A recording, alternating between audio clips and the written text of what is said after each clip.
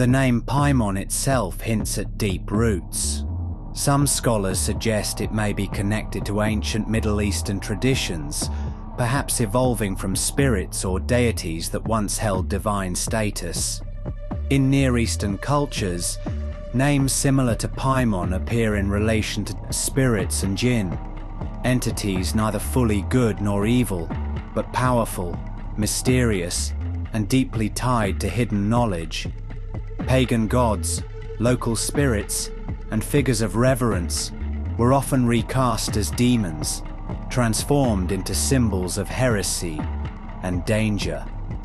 One of the earliest appearances of Paimon is found in grimoires such as the Lesser Key of Solomon, a 17th century text that codified the demons of the Ars Goetia.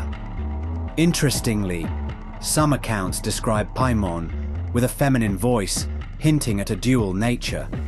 This mixture of origins, ancient spirits, transformed deities, and demonological invention, created the Paimon we recognize today, a powerful king of hell, yet still holding echoes of his possible divine past. Paimon is introduced with great prominence. He is ranked as a king, a title reserved for the highest and most commanding demons of hell. Paimon is said to command vast armies, 200 legions of spirits, according to some manuscripts. These legions include both angelic beings and demonic ones, further emphasizing his complex and commanding authority. His powers are striking. Paimon can reveal knowledge of the arts, sciences, and philosophy. He is said to explain hidden mysteries of the earth and even divine secrets beyond human understanding. Perhaps most famously, he can grant familiars, loyal spirits that assist magicians, and bind others to the will of the summoner. For those seeking knowledge or influence, Paimon represented one of the most valuable allies in ritual magic. One fascinating detail from the grimoires is the description of his arrival. It is said that Paimon does not appear quietly. Instead, trumpets, music, and voices announce his presence, as if a king were marching at the head of a great parade.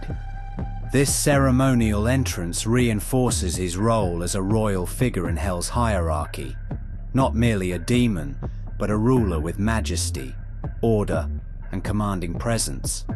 The camel upon which he rides symbolizes endurance and the ability to cross vast, harsh landscapes.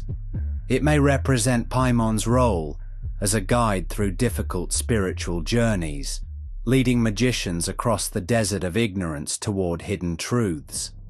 The music that accompanies him, trumpets, cymbals, and voices, reflects harmony, persuasion, and overwhelming influence. In occult traditions, sound itself is power, and Paimon's arrival through music suggests his command over order and chaos alike. Even the detail of his feminine voice is worth noting.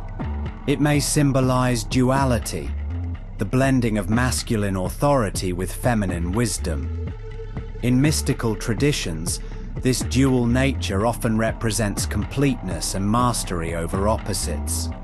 Taken together, Paimon becomes more than a demon of knowledge.